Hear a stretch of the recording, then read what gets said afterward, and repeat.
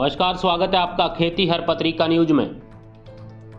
2000 रुपए के नोटों को सिस्टम से वापस लेने के फैसले के बाद लोगों के मन में कई सवाल भी उठ रहे हैं, जैसे कि अगर कोई व्यक्ति किसी कारणवश दिए गए टाइम तक उन्हें बदल नहीं पाता तब क्या होगा।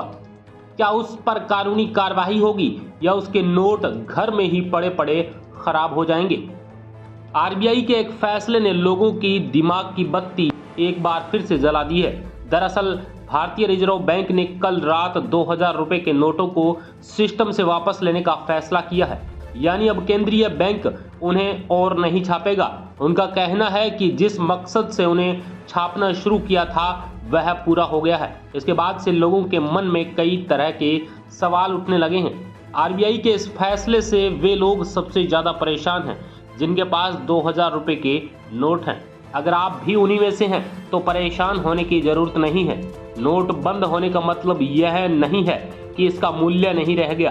केंद्रीय बैंक ने इन्हें बदलने के लिए समय दिया है, लेकिन अब सवाल ये उठता है कि अगर कोई व्यक्ति किसी कारणवश दिए गए टाइम तक उन्हें बदल नहीं पाता तब क्या होगा।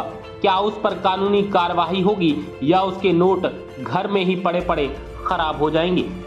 30 सितंबर के बाद क्या होगा इन नोट का।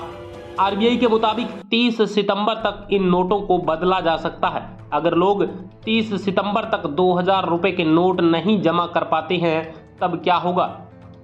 इनके बाद इन नोट को बैंकों में एक्सचेंज डिपॉजिट नहीं किया जा सकेगा।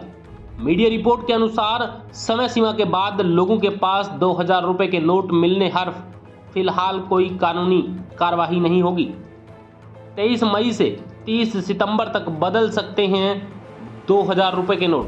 हम आपको बता दें कि आरबीआई ने कहा है कि लोग 23 मई से लेकर 30 सितंबर तक 2000 रुपए के नोटों को खातों में जमा कराएं या बैंकों में जाकर बदल लें। बैंकों के अलावा लोग आरबीआई के 19 क्षेत्रीय कार्यालयों में भी 2000 रुपए के नोट बदल सकते हैं। इसके अलावा लोग केवाईसी और अन्य जरूरी मानदंडों के बाद बैंक खातों में भी ये नोट बिना किसी रुकावट के जमा करा सकेंगे।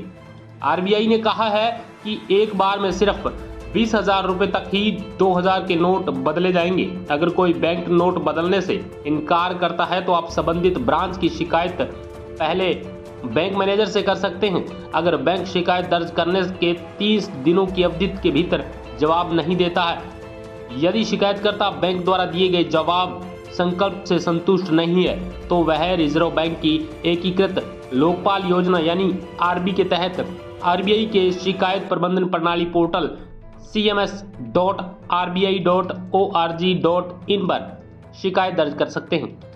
तमाम ऐसे ही अपडेट पाने के लिए चैनल को सब्सक्राइब कर बेल आइकन प्रेस करें ताकि तमाम बड़ी खबरों और रोचक जानकारियों का वीडियो आप तक पहुंच सके। धन्यवाद।